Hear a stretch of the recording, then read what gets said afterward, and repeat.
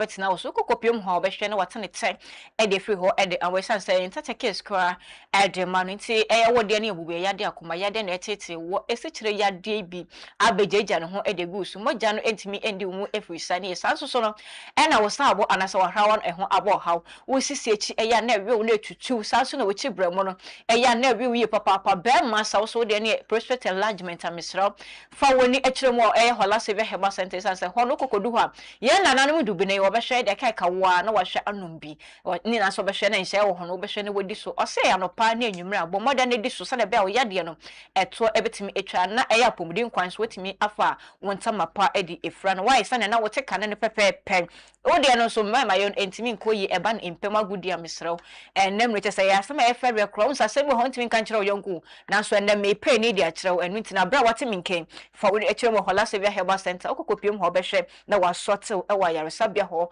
ama wapomudi ho nsem etimi aye guy hola herbal mixture bedwa ma so nya bi na no mo a ebe ma moja no edi mu efrisha ne yiye sanso so no ena immune system na be hwe abo ho bra ne etimi egina bra ne ama no ako etia eyadwa ahodoa well, hola severe herbal center echira kwan ewo ashaman one mo any access bank no na eben anything for Dr. Hola ewo 0240409991 and that's 0200623038 and afe 0576656658 hola severe herbal center and I say only God can heal you.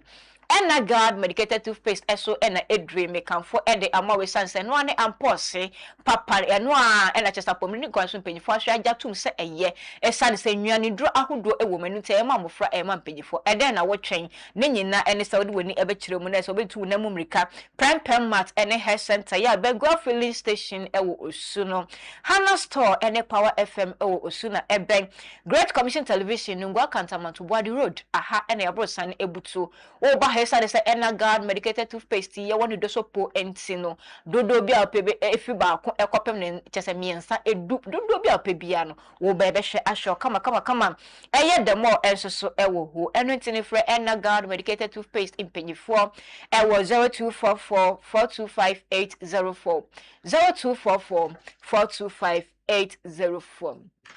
ebusia enne enwumre ema mienu aya jempene edikase boy eba besomo sompano edi ame mejeso eye Shafatu Mohammed SM for short mini minwa ba ema kasamafu ya manse bushia moma yenjina ensem so ne entwa ye hombra se ba ensem ne nyina ye de beso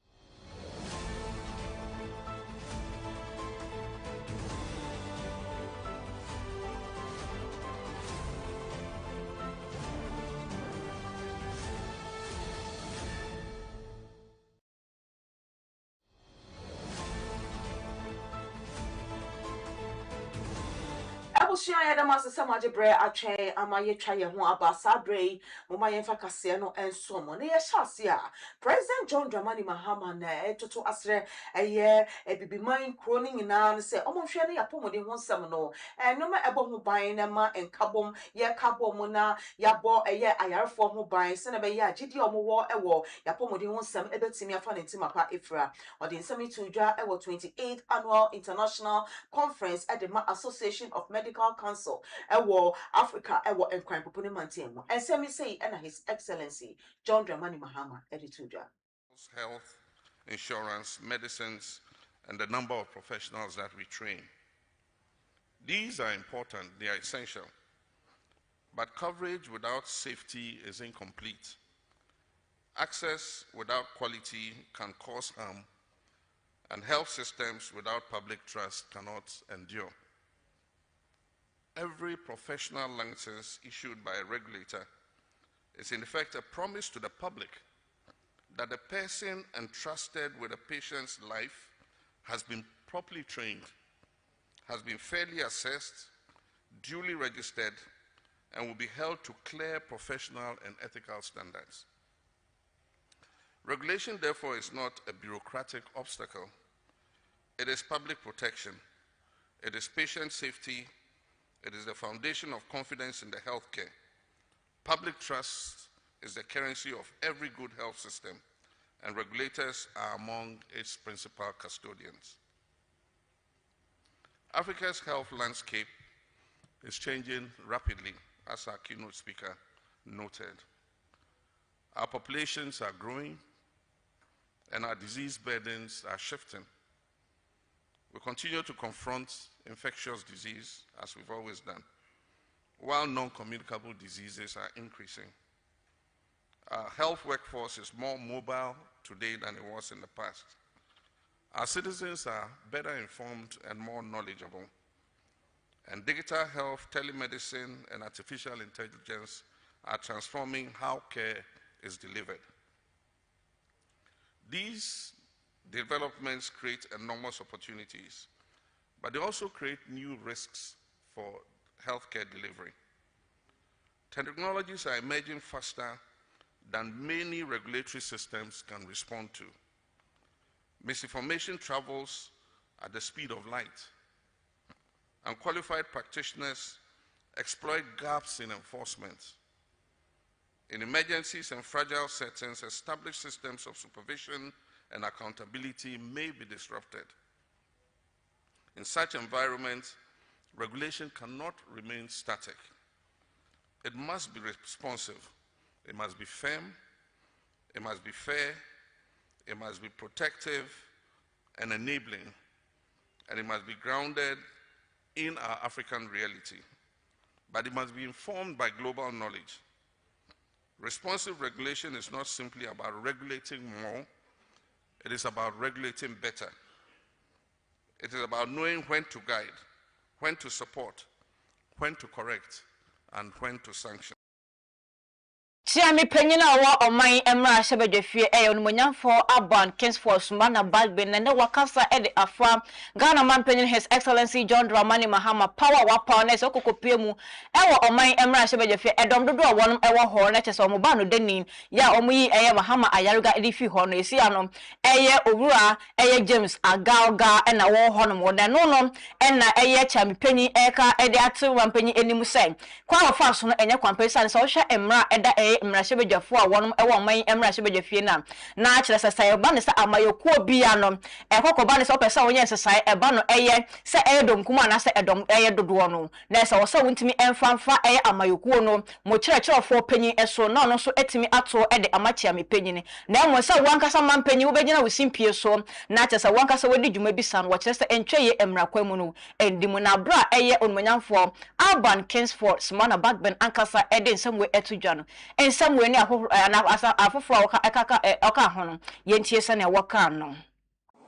the communication says acting because the president has no authority to communicate the change of the leadership of the House to the Speaker. And so it was actually done in error. This matter has come before the House a number of times. As a result, even in our current standing orders, we had to define the two terms, majority leader and minority leader. And clearly, majority leader, by our standing orders, says majority leader means a member of parliament designated by the majority caucus as their leader in the House. And as you know, the practice is that the party, under the hand of the General Secretary of the party, communicates that decision of the party to the Speaker. That is what has happened so far. And because of earlier disagreements, we had to relook at it, and we all came out with this definition, which is captured in the standing orders. I want to clarify this. So the procedure today may look different. That is why you still see the majority leader is still on his seat. because he's still the majority leader, until otherwise communicated by the party and then decided by the caucus and the information passed on. Then you have the usual courtesies that we done on the floor. Abusha ya tuwa kasiano so na Ghana ye photo samfo ye doctor ato forcing ejra kwanya ye fa so man Ghana ye approach ho ensensem eba no se me ye fa sika share ye development project ahodo a ekoso man Ghana no mu no ye behwe ne atoto ne ye se na be ya eka eda odada no ye nkofa kafoforo enfa embeka ho odinsemi etudwa ewo fifth section e de Ghana China Joint Commission ewo economic trade and a technical cooperation ensem be say and Ghana your photo some for Dr. Atuforsen Edituja. Zone Financing Corporation, Ghana will proceed with discipline. We will not borrow simply because financing is available. Every project must be economically justified, transparently procured, and capable of supporting growth, generating revenue, and reducing costs. Any road, railway, power plant, industrial enclave, or other infrastructure financed through this corporation must improve productivity, create jobs, increase export, and strengthens Ghana's ability to repay its obligation.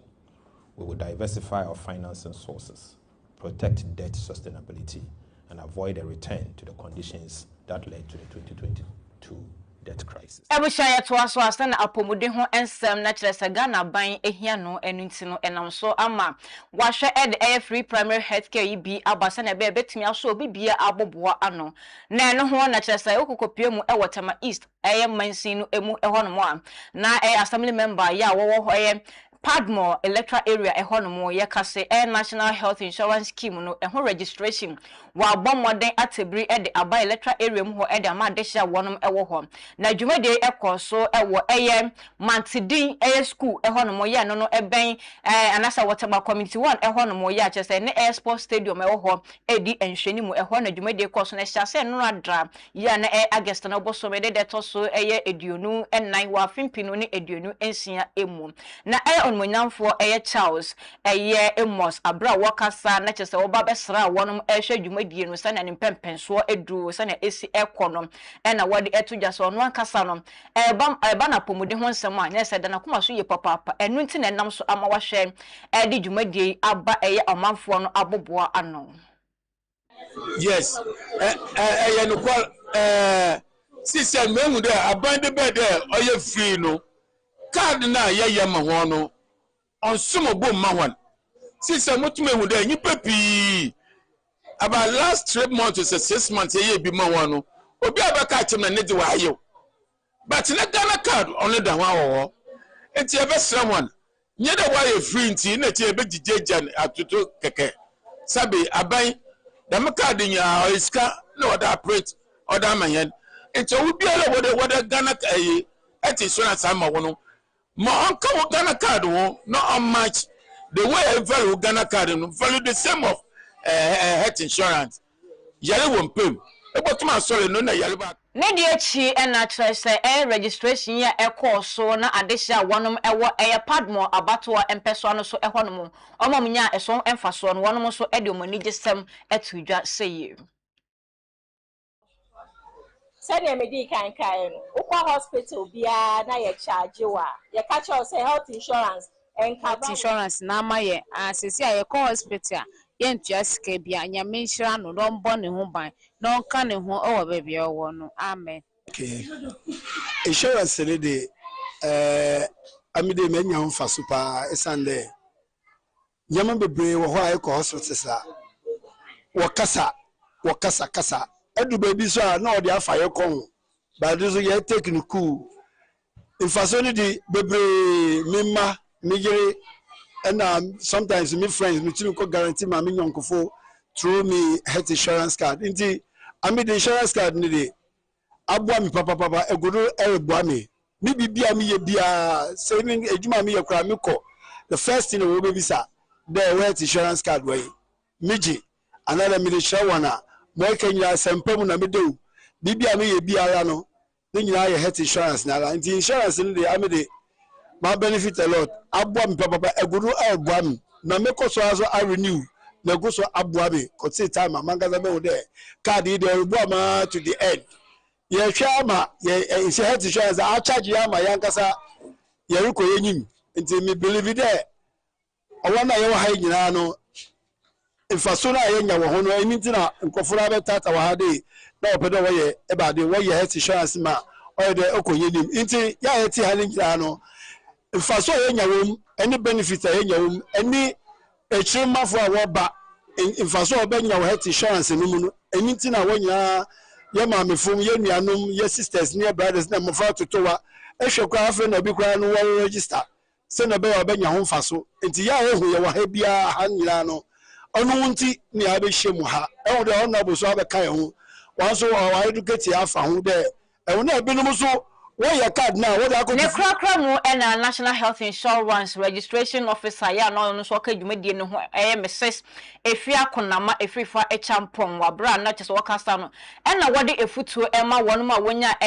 NHIS eso emfaso card no wo kire sa bra bia wonum ho ebedodo wonum anam so makokopie mu wa yaresa bia hodo no wo nhwe se omde NHS card bi ebeka wonum ho akwakopie me sane se eba no National Health Insurance card ya okokopie mu wa yaresa bia wa bra ye hwe no wa yarehwe ho no na se ho ka bo na beba no National Health Insurance card ebefa emu eka no oha no enchichemu eduokron enum na chese 95% no wo hwe afa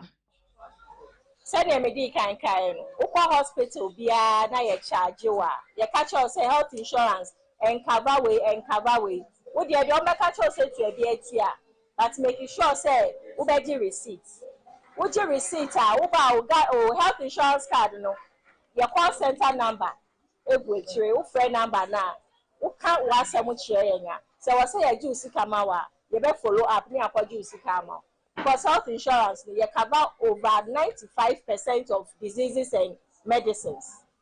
Inti enye say ye ju sika. E hospital na kwan bi so a ebi mo efa so agi sika free client ho. As I bi make case say President Mahama na ni abre ho ka. Itu ukọ na ye ju sika, wo de afre ye ekwakọ ntokwa. Utu a waji receipt, e no ye form of evidence. Wo frɛ ya ye be di echi ama. Edamas. Yet work as so at their mammo na former minister Edema Works, Housing and Water Resources, Kenneth Gilbert Ajay, and then Prempre wire handing over. And she say, if you order ma ni obabedi na dear Ahmed Ibrahim, ni nafa man penny a pound also uncle defense na uncle dijuma one. Na handing over ceremony kakra ekoso ewo ministry ho no mo kan poponi mountain mo ehwe say ensem bi a efa ministry no ho no odene nyina begu nkrata so na omo mienu na mo de omo nsa hyase na omo age atom na Mr. J Etra wabo be ye adwuma kese ewo Works Housing and Water Resources efiti February bosome ewo afi 2025 mo ebepim August bosome ewo afi 2026 mo o de photo kese edema Mr. Ibrahim so onhwe na achievement akodo a omo de egu apono so no ono so emra no fa bi meka ho se na be ya asomodwe ebeba o kira wona bremu no obomodia de nkofo bi kapo mu service and learning NFA omo mani gina kwan omefa so a omo betako Ghana yemfiefie ekabia na deda ho no mo na efe eba yenso ho nsem flood ho nsem na efe project akodo a ekoso ewo segleme housing project no Mr. Eje Echra abroad handing over now handing over edama ministry no na efe ono so ababeto aso no o de foto kese edema penifobia oso no ba aswe ho no dwumade bebre na negu ho a oba beto aso oyeye efe sisi ede na akọ defense ministry no a okwakọhye the late Dr. Edward Omane Boama anan na wodi dwuma ewo defense ministry ho no mo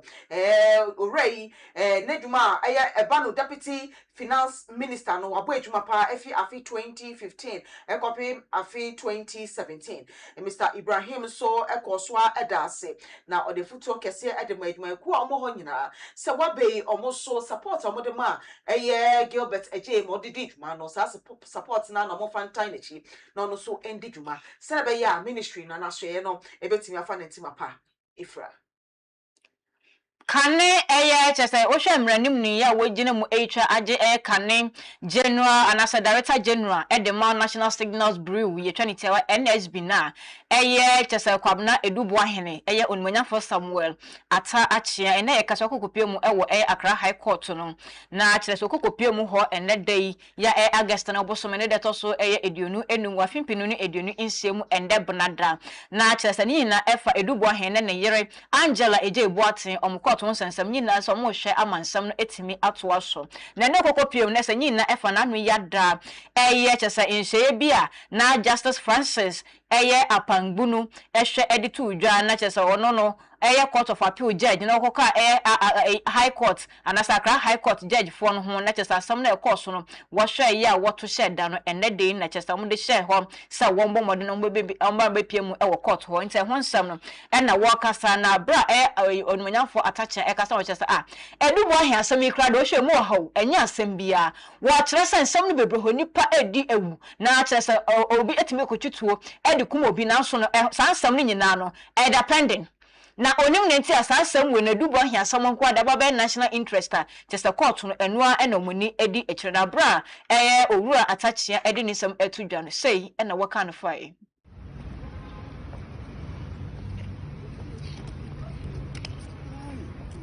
Also, good morning. Good morning, sir. Please, what brought you to court today? Yes, the judge has heard arguments on stay of proceedings pending appeal. The appeal relating to his refusal to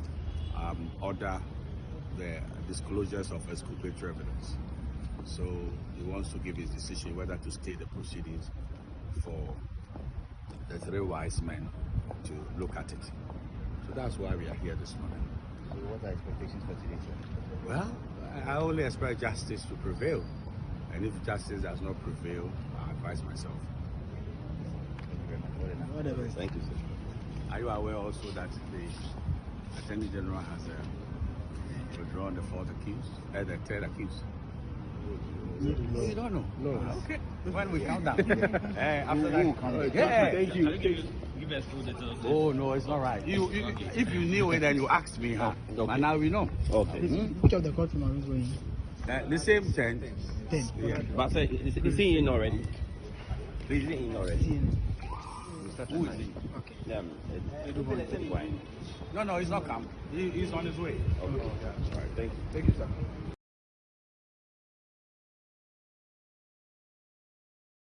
Oja boafo nkrato se ba ensema kanyina ye de beso no.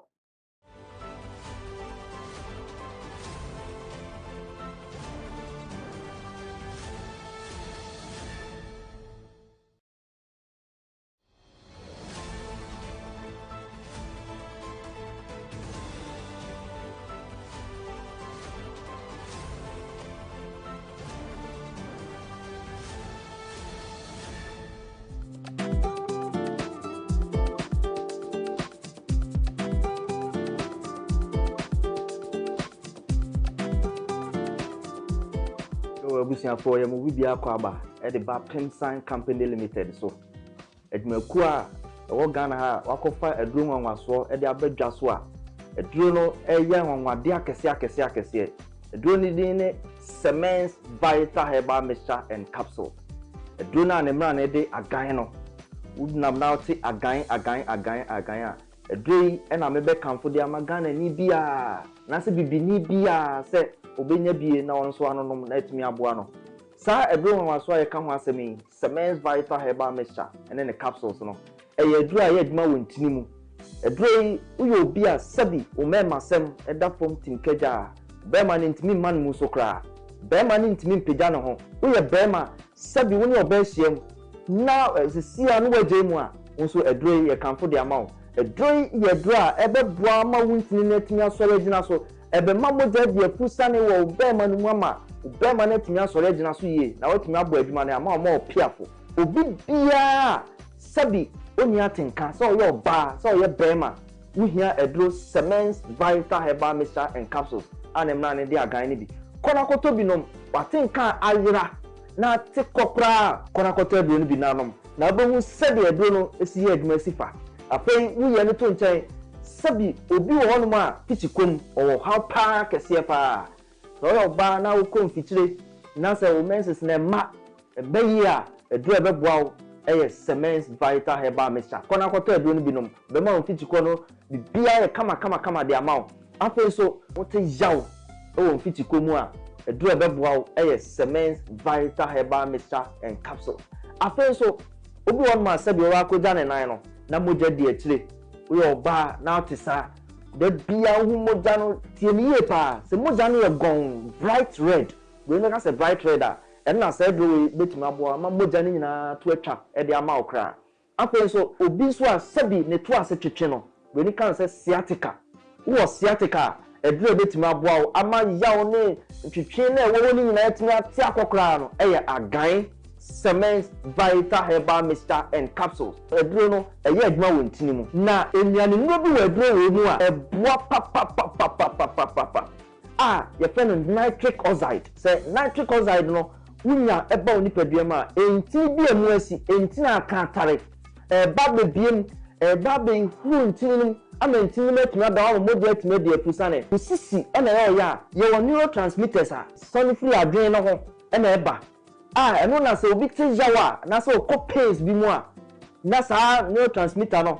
etimi aba beboa ama pain na se yaw no etimi akofom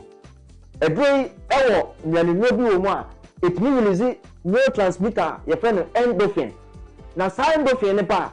se usisi na yaw ja jaw na wote no ewo usisi mu no edrei eba be stop ni nyina yisu dopamine na be yi yaw ni nyina firi woko e de amount enti so sisi yo ya edre wo so num e ya gan cement vital herbal mixture and capsules edre age award yenim de ye ka ho asem no 2022 best waist pain product of the year 2023 edre age award e fa sisi ya de ho 2024 ye sa hwe ni mu sa afie di anim nyina so ye be sa age award no wo ye bema na wo pese unyina so no gina so peme wabla obenu meduro sima kakra bi ati a fe number no a egu screen ase no o fe number na ye be no be kasa kama ni ato se do be sia no meduro no na emi na atimi aboa ama bibia ye kama ma afa so ba bi abenya bi ato no ye di egu screen so memom tie ni ye pa se wo kumase ene ne patem wo store wo person to bi ton a ba bi a edi kan PFA pharmacy New Road Junction wana PFA pharmacy o stock kese a obenya dem bi atu honum akwakoton afi Colinac ewo Ashtown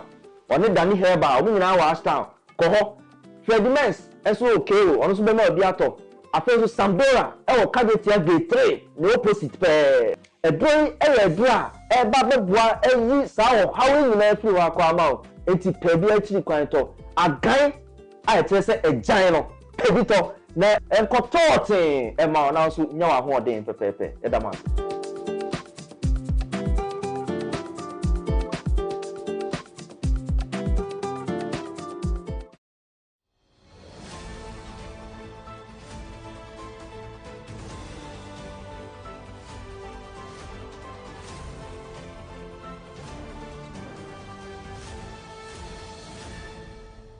abusia yetwa aye kase no so fe mamo na New Patriotic Party aye twaniti aye NPP akantam esisudua se omode ensem bia efa aye 1.7 billion dollars e won sensem a aye IMF edaba betu dwa no bemode ahwem efa aye domestic gold purchase program no aye DGPP no omomode ahwehwem ye pa no munjai echiredi party efuei etira sina be ya no kredi ebebem na nkotabu papa ebebem hu bebia saa sika no akwakwohye no ombekoswa ebisemu abra omo ne ensemtrefo ekasa ende ebinadei eye August bosome ewo afi 20 ewo 2026 mu NPP national organizer de ma amanyokuo no eye Henry Nanaboachi eye twanetia eye Nanabi etra minority kokosemo mahebedwemu no moyira mo pa na ensemo a omo de tidwa no de tichiwo eye Alexander afenyo mark ne ensemo de tidwa no mo ntan nachi na bebia sika na no ye hu bebia akwakwohye esanse obi ntena ho na oman sika ye di bu oman no obi nkotena so emfa echese emfa nkwochele na ebi mo so entena ahokyere mu ene ahoyehie mu. Is already accepted. In fact, what they intend to do is to divert your mind Sami says it is not gold board. Bank of Ghana says yes, it is in our books. That is what they are saying. So there's a loss. There's a loss to your money, the public purse. There is a loss. So if few years back you branded the entire MPP as criminals, when we're talking about some 40 million Ghana cedis or so, today we are talking about $1.7 billion, 22 billion Ghana cedis.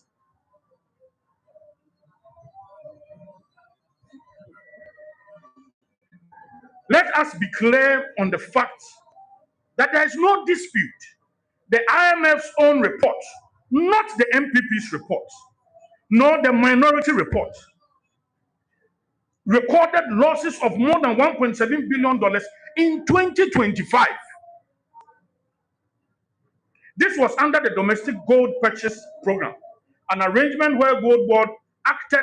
as buying agent for Bank of Ghana. And you see, the reason why I'm so concerned about this is that we were told that this Gold Board, you recall that the processes leading to the enactment of the Gold Board Act was one of the fastest in the history of Ghana's parliament. One of the fastest, because we were told that this was a game changer. This was going to save us money. This was going to benefit the ordinary Ghanaian. And just less than 2 years after the enactment of Gold Act, and in fact, they have been given the mandate to be the sole buyers, sole sellers. In fact, they determine the price of gold. They are the sole exporters of gold. You have been given such huge mandate, yet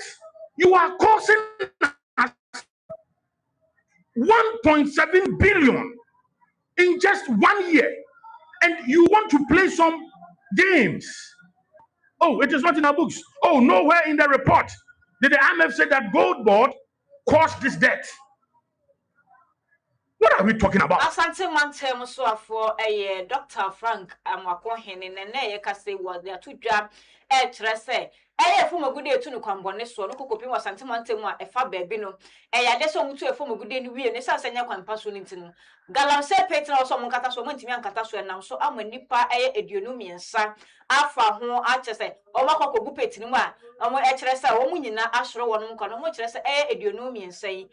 mudu baako mofra ya wono ekere sanyina etimi akoso Asante Mantem honomon na wom ekere si ano adese dumiensa na se duonu miensa omatimi ehudu enkron 19 eno motimi sa body si nyina efri amana no mu ya wom kyerɛ sɛ enan na aka ne de ebesinde wonom entimi ehu wonom amu nyina aka underground honomon na Dr. Awakohen nsɛm nyina tudwa wa bra na Minerals Commission new ultramodern officer wonom ahwɛ esi wo kumas honom na bra na mopa ho entema no eno kokopie mu ho na kyerɛ sɛ wode nsɛm nyina tudwa wo ho no wa kyerɛ mu sɛ Regional Security Council and afei so no asɔye hwɛ ɔbɔade nsase ne emu adodode ho ensɛm no mahwɛ amodika so bomu ya wo mu nyina mo hwɛ abɔ ho ban na kyerɛ sɛ illegal mining ne ayɛkɔ so mehwɛ etu sa wo Asante Mantem na bra Dr. Amoakohene ankasa eka ne nsɛm wei ne afoforo bi a wakaka ho no yentie. Thank His Excellency the President for making available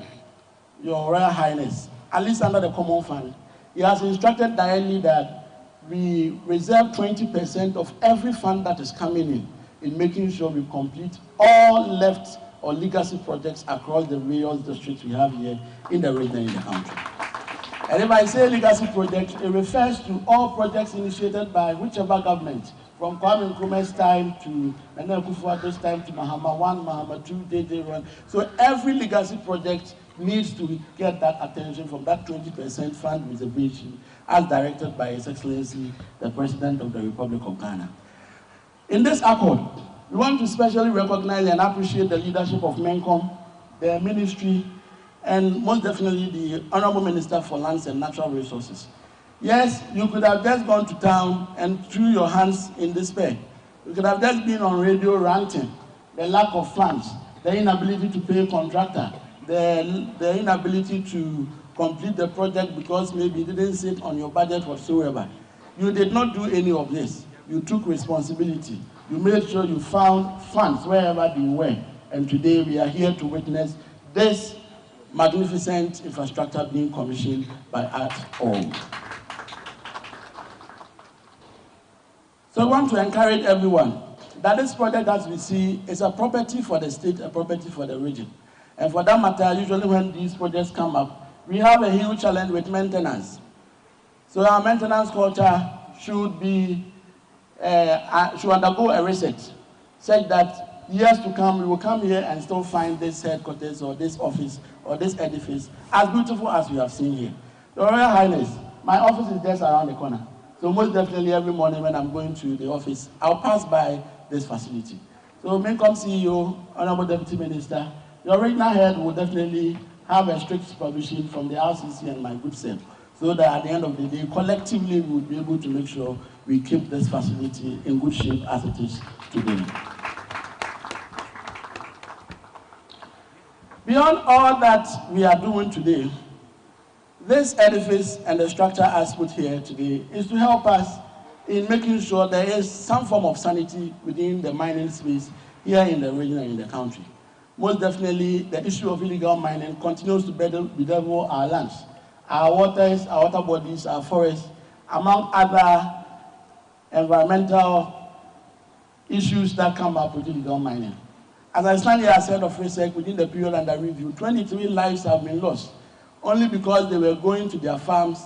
and fell within pits that were left uncovered by miners within the various areas. As part of the 23 people, only 19 people have been recovered from these pits. The remaining 4 of them we've not still been able to find. Abushia yenjina ensem so ni entwa ye hombra. Se ba ye de ensem no beko obi man so. Na ye de enije de ensem asomo. Yabasisia.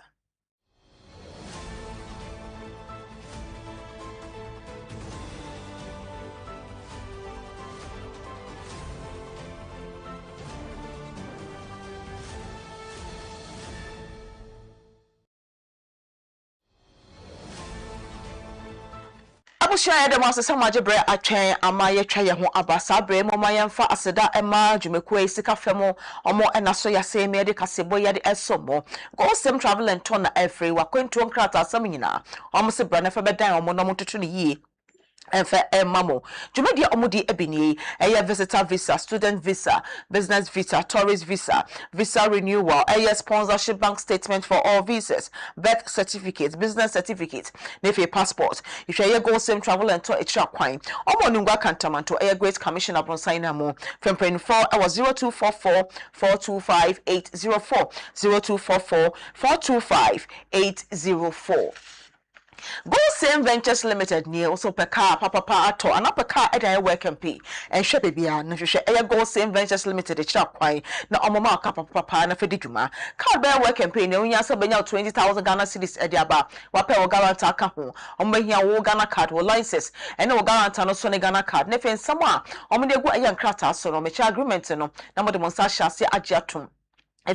Within a year, 14 working days, and 2 weeks near the Kana Maujikoye Juma, Nasikan Kano, 2.5 years, and you spread it at your mouth, Shani Kakankakra, 1 per way up a day, a Go Same Ventures Limited, per any bit to me away at the amount. Me patch on Nunga Cantamanto, a great commission upon signing more for Omo, I was 0244 425 804, 0244 425 804, and now 0500 151 315, 0500 151 315. Go Same Ventures Limited. Just go simple.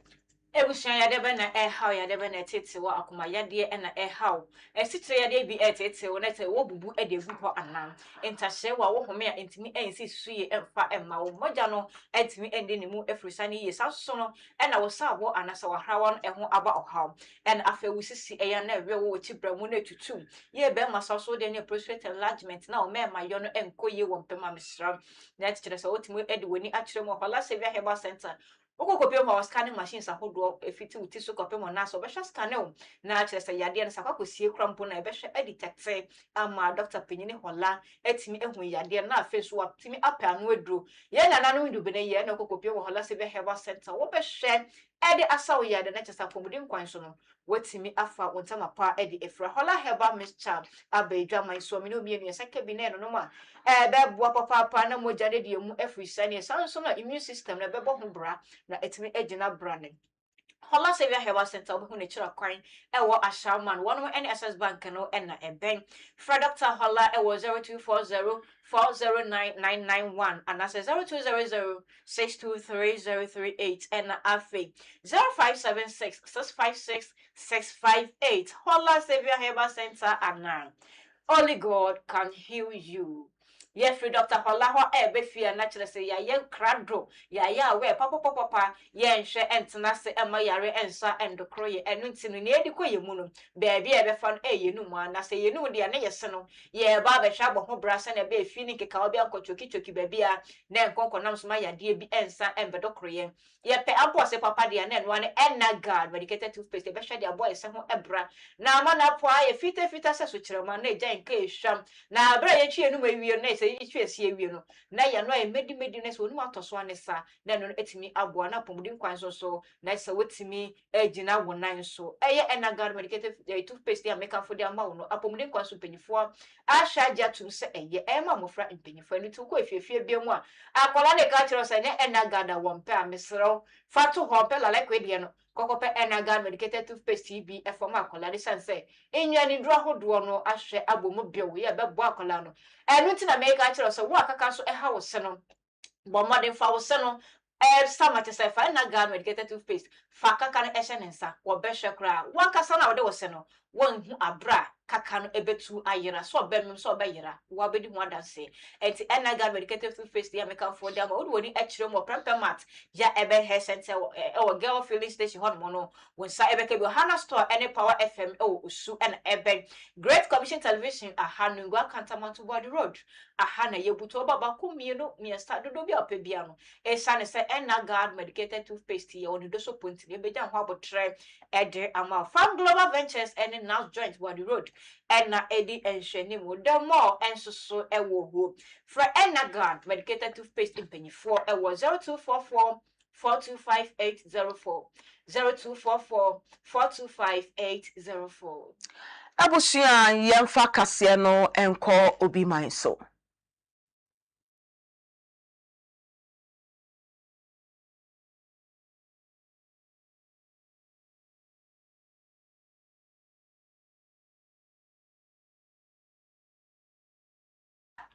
Abusia de kasene ko bi man so na ko eye South Sudan na eye United Nation peacekeepers for mienu ewu a emo ya papa eye endrada ne nyina fa wono mo bia omkoto share omoso ewo South Sudan ho na patrol team ya na omonam a omoto kwan akọ bibia ehojo no na ewo nkofo ebeto share omoso ewo Pajot ewo Jonglei state honomo na wono mo omoni mo ombeto share omoso ye kire tutu asem ekoso wo ho no United Nation mission ewo South Sudan and ebo emu enchemu omo kira enipa enson pa na epra mu odin na wom so mu pra na enipa miensa eye peacekeepers foi na enipa mienu so ewo South Sudan omo National Police Service no na eye mienu omo yeba no asra adwuma no omo so omo mu pa na ensem wei na United Nation mission na ewo South Sudan etuja. I have some tragic and sad news to share with you from our colleagues in South Sudan, where earlier today a UN patrol was ambushed in Jonglei State. 2 of our peacekeepers were killed and 7 other people were injured. Among the injured are 3 UN peacekeepers, 2 police officers from South Sudan, and 2 civilian staff. The two peacekeepers who were killed were Ethiopian.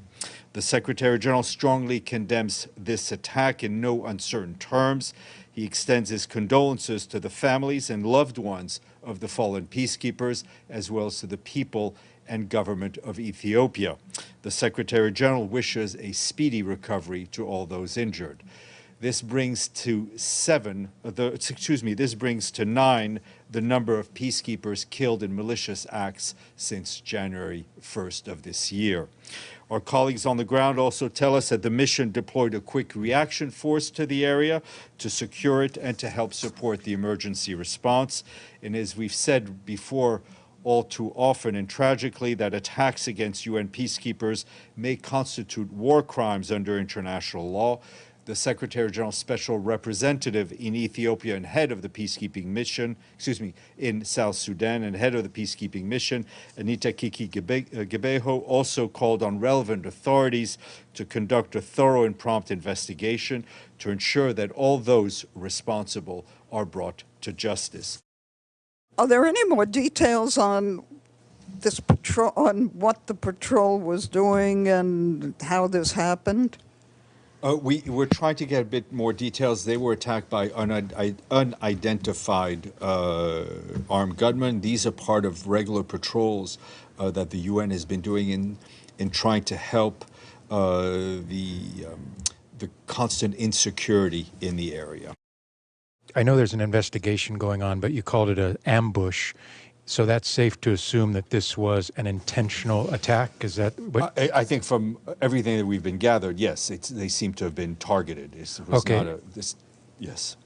And the 7 that are injured, you said 2 were police and 2 were civilians. Were they working under the auspices of the UN? Well, the police officers were from the South Sudanese Police Service. I'm trying to get some indication of who the civilians worked for. This happened just a few hours ago, so we're trying to get more operational details.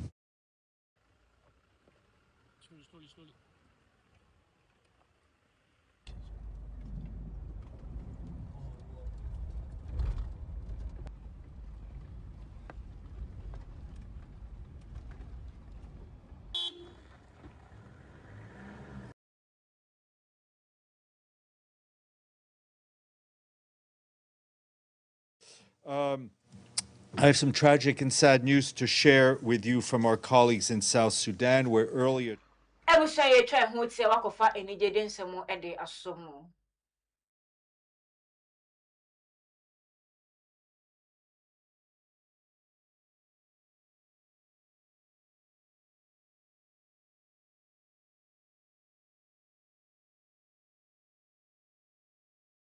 Ebusia da sese wakan ho amayetwa ho tia wa aba na chese bebe adu no nigedi mu nsem be hwe de asomo na hwe de asomo de a na Ghana sini twani wasanso media personality na Ama Mike Brown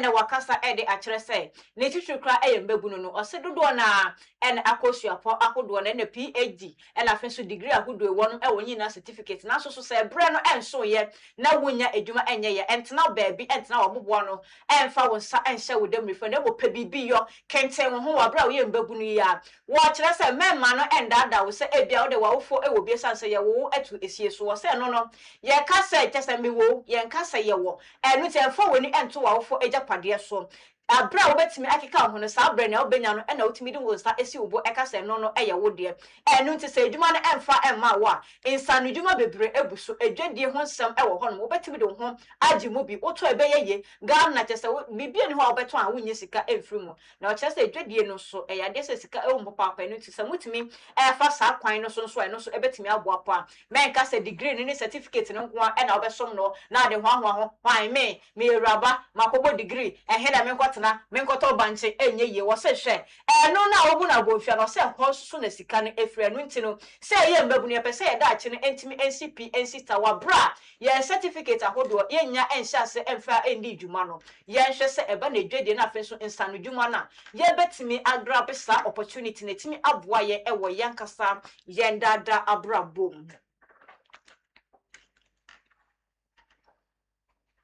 Ebusia enyumire na chese kase bo no ye de nyinina aba no ewie ye na ansa na no ye hwe nsem ahodo a eto apono no so ebi Mompani no de nsem bi ato ebibima mienu ana bibima fo nyina enim se omo hwe na apomo ho de nsem empagya yi se na be ya ayarefo ne betumi abo omo ho ban Shami penny na wa eye on my imra shebe de fe na odi to dwasa wo hwe kwan ya na kire se man penny his excellency John Dramani Mahama enkasa ejina ni simpie so na kire se edom dodo omo on my no emra shebe de fe omoba no dani wo hwe edi e change ye na wo say there bi wo hwe emra shebe de amra na kire se eno no ebo ebra Ghana photo some for na den sem bi atodwa wo se yenkɔ no yenkɔbɔ bosen bia ezan se wo se project ahodo no ye de sika hye ne ebo ho ban na assembly member ya o padmo abato empeso no so ehwa no mu na kese wa bɔ no homode papa national health insurance yi wa hwɛ ama ho registration wo de aba abato empeso no so ho a na kese de hye ahwɛ enya so emfa so Kenneth J so aye handing over ama Ahmed Ibrahim ne nyina fa so oba ahye ho abetwe adwuma o hyase no Emranim ni ya wohwe etwa age owura edubo ahen ne yere omkot honsansam no lawyer attache na kase Accra High Court wa bomode akwakopie mu eho efa 1.7 billion DGPP sika ya say chese kabia babeda ho no MPP amanyoko no egina se omo kantem ombehwehwe mu nya asam no nipo musebre Asante mantemu soafo Dr. Frank Amwako hene ede atodwa say waso bepem obabepem Kumasi na kire say galamse peti bi wo ho anam so ama adese omo ho no makomako aduonu miensa omato galamse peti mu emu chese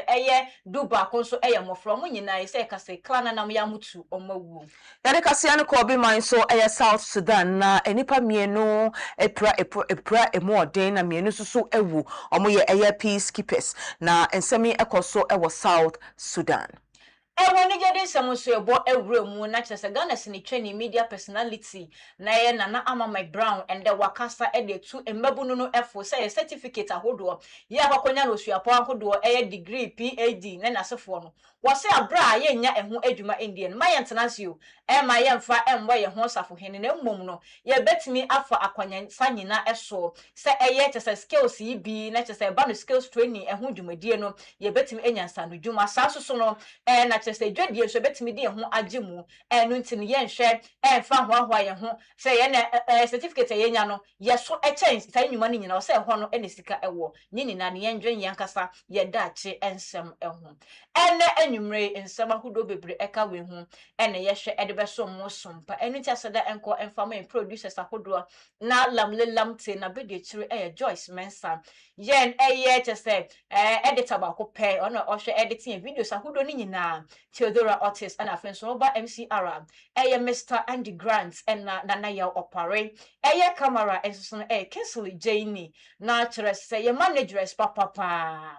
Nana ya ohene wasam Georgia nyame ensure onyo kesesa brebia no wotenetene ye famfa ha famfa benkum ne nyina wonsa no nyame ensure ye ni so wiye papa sa so na adwuma ekofa by Chief Apostle Joseph A. Jackson daddy ye da so papa sa brebia woje bre ehwe ye ewo babia wo woje bre so ehwe ye aslepi se enko emfa emma Mary boy ye chi don pampe wa ya de nyame ensure no enwumre emma mienu ya eje mpene ebeso mo sompa edi enwumre bre no sia kase bo ebeso mo Paramount News no edi ame mejeso Shafatu Mohammed SM for short meni menyaba Emma kasama for yamansa yadamase amamomo ene hwe nyame adomo chena ye bese sinkonwa na ye di no sia kase bo no ye di asomo yakramo.